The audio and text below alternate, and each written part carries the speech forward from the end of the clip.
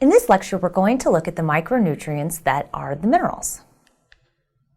Minerals, along with vitamins, remember they don't provide any energy, but they are very important in the sense that they help our body unlock the energy from the other macronutrients that we have in our diet.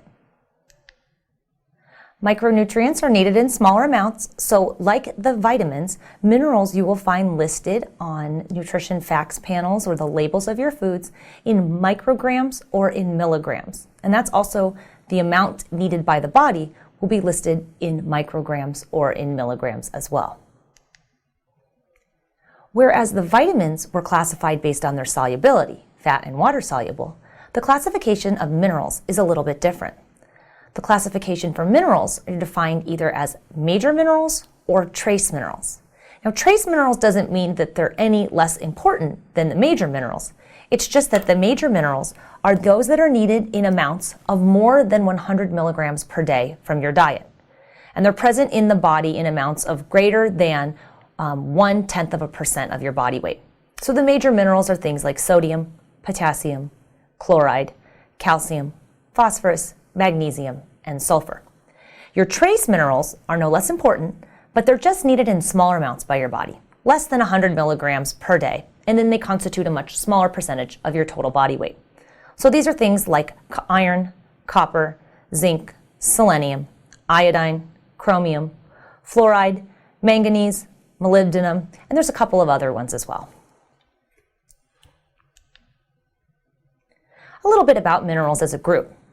Minerals are elements, so you'll sometimes hear those terms used interchangeably, and they're elements that are needed by your body in very small amounts in order to help your body be as optimally healthy as possible and also to help maintain some of the different bodily functions. Minerals are available naturally in unprocessed foods. They're in some processed foods, but in general, the vitamin and mineral content of processed foods tends to be lower than those of unprocessed foods, unless the manufacturers have added back in some vitamins or minerals.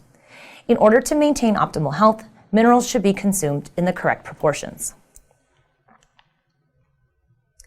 Minerals can be toxic if they're taken at very high levels, so for a number of the minerals for which there is sufficient data, scientists and researchers have set forth what are called safe upper intake levels. Another thing that some minerals do is they work together as what are called cofactors, and other minerals serve as electrolytes. The minerals that act as electrolytes include sodium, potassium, and chloride.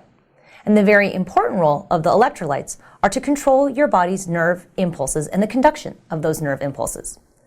Electrolytes also help your body to maintain its appropriate pH balance and to prevent the unhealthy conditions of acidosis and alkalosis. There are a couple of things in your diet that might actually decrease or inhibit your body's ability to absorb different minerals from the foods that you eat. So some example of these are things like oxalates. Oxalates are found in greens like spinach, kale, chard, and turnip. And even though those foods are certainly healthy for you, and those foods do contain a little bit of calcium and iron, the phytates in the foods actually prohibit some of that mineral absorption. It's not to say don't eat those foods, but just be aware that you're not going to absorb 100% of the iron and calcium that you find in those foods. Tannins are compounds that we find in certain types of tea and in some grains, and they can inhibit or decrease iron absorption. And lastly, phytic acid, what are called phytates, are found in foods like soy, bran, and whole grains, and they can interfere with the proper or optimal absorption of calcium, zinc, iron, and magnesium. Phytic acid is broken down by yeast, so the bioavailability of minerals tends to be higher in yeast-leavened foods such as bread. The bottom line here is that you're not always going to absorb 100% of the vitamins or minerals from foods that you eat. But if you eat a variety of foods, some might contain oxalates, some might contain phytates, some might not have any of these inhibitors, the goal is that you will hopefully achieve or obtain and absorb the appropriate amount of minerals and vitamins that you need. Now we're going to focus on the mineral calcium. 99% of the calcium in your body is found in the solid mineral deposits that exist in your bones and your teeth. The other 1% is found circulating in intracellular fluid, blood, and extracellular fluid. Calcium is important because it helps your body transmit nerves, it helps your muscles contract appropriately, it also helps to regulate your blood pressure and to release hormones. For individuals that have a deficiency of calcium, this negatively impacts their bone health. They'll have low bone mineral density and be at risk for the conditions osteopenia and osteoporosis. Osteopenia refers to weakened bones. Osteoporosis refers to porous bones. Individuals who have low bone mineral density, osteopenia, or osteoporosis are at very high risk of developing fractures. There's also the possibility that you might have excessive amounts of calcium. And the upper limit for calcium in the United States from the Institute of Medicine is set at 2.5 grams, or 2,500 milligrams. To put that in perspective, a cup of milk has about 300 milligrams. So this is upwards of 8 cups of milk. Most people don't get excessive amounts of any vitamins or minerals from foods, however. They tend to do it from supplements. So if you take very high-dose calcium supplements, it can cause things like gas, bloating, or constipation. High intake can also increase your risk of kidney stones. It can cause urinary and blood calcium levels to rise, which in turn can cause headaches, kidney failure, can lead to tissue calcification, and then it offsets or reduces your body's ability to absorb other minerals. So the point here is, for most people, they should get the majority of the calcium from foods in their diet. But we know that there are individuals who can't meet their calcium needs from foods alone. They might need supplements, but they should be careful not to go over this 2,500 milligram per day level, which most calcium supplements are about 500 milligrams per supplement, so you'd have to be taking 5 or more pills per day. It's not likely, but just be aware, as is the case with all supplements, too much of a good thing is not a good thing. How much calcium do individuals need? In the United States, the RDA is 1,000 milligrams per day. So the upper limit was 2,500 milligrams per day. 1,000 milligrams a day works out to roughly the equivalent of 3 cups of milk a day. As you get older, if you're older than age 51, your needs actually go up to 1,200 milligrams a day. And in the US, on average, women don't get enough calcium, but men do. Okay, so men get on average 1,000 milligrams, women get 800. Now, there's a whole group of people for whom they can't tolerate dairy foods because of the condition lactose intolerance. They might get a little bit of calcium from different plant foods or perhaps soy foods, but they would then need to fill in the gap in order to get to that 1,000 milligrams by taking supplements.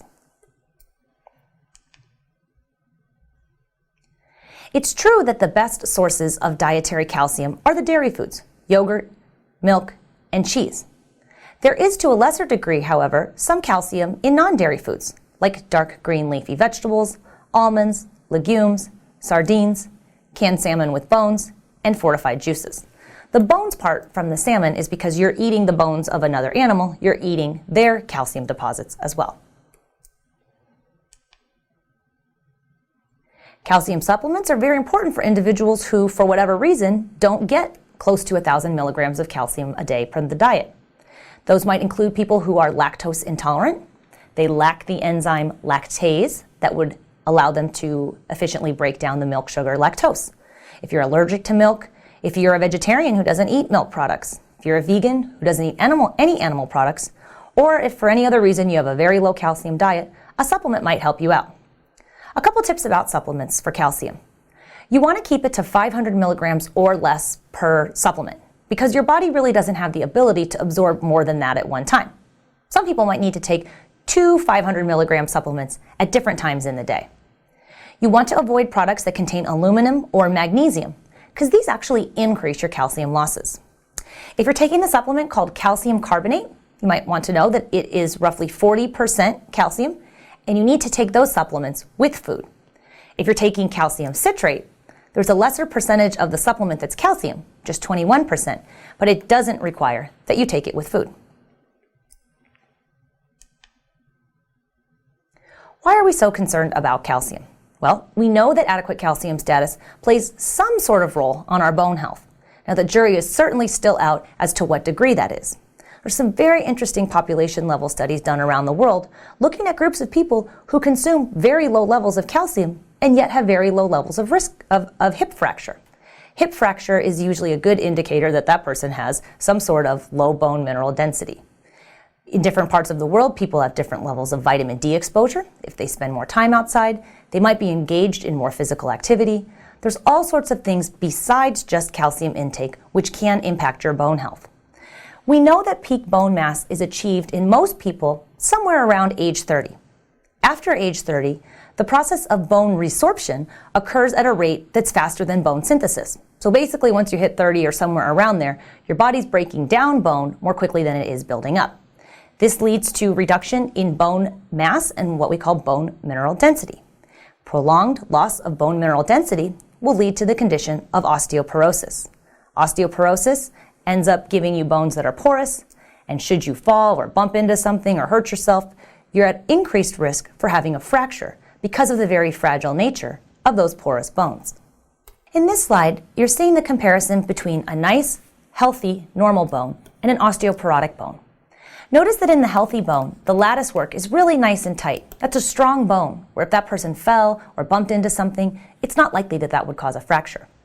In this individual, you can see that the prolonged low bone mineral density has led to a degradation of that lattice work, and there's big porous spots in there, where if that person fell or came into contact or bumped into something too hard, they would very likely have an increased risk for a fracture. Who's at risk for developing osteoporosis? How do you get those porous bones that you saw in the previous slide? Gender certainly plays a role. We know that fractures in osteoporosis are 2 times more common in women than they are in men. Men tend to be larger and heavier, and in the case of osteoporosis, being heavier is actually protective. The older you get, bone loss is a natural part of aging, and older people tend to be at higher risk. Those who are of African descent have more dense bones than do Caucasians or individuals from Southeast Asian populations. So in this case, being of African descent would actually be protective. Your family history plays a role. If you have someone in your family who has osteoporosis, you yourself are at increased risk for developing the condition as well. Your body size, if you're thin and light and frail, higher risk of having osteoporotic bones. Tobacco weakens your bone mineral density, so smoking is not a good idea if you're trying to reduce your risk. Long-term alcohol abuse can reduce bone formation, and long-term alcohol abuse also interferes with your body's ability to effectively absorb calcium. And not to mention that people who are drinking a lot of alcohol tend not to be drinking a lot of milk. Diet also plays a role. Diets that are low in calcium and vitamin D play a role in the development of osteoporosis. If you have very low calcium intake during those important bone-forming years of teenagehood and adolescence, you're going to have lower bone mineral density. And you actually have a quicker rate of bone loss as an adult if you have a low calcium diet. And what we're basically saying is that if you're already an adult, you didn't eat a ton of calcium growing up, you don't have to worry that much. If you don't have established osteoporosis, you can actually slow the rate at which your body loses bone by increasing the amount of calcium, vitamin D, and by doing what's called weight-bearing exercise. And weight-bearing exercise is really any exercise that excludes biking and excludes swimming. In those exercises, your own bones aren't bearing the weight of your body. So calcium, vitamin D, and weight-bearing exercise can help slow the rate at which you lose bone in adulthood. If you're interested in learning more about calcium or any of the other minerals, you should check out some of these websites from Harvard Health, the Food and Agricultural Organization, and the United States Institutes of Health.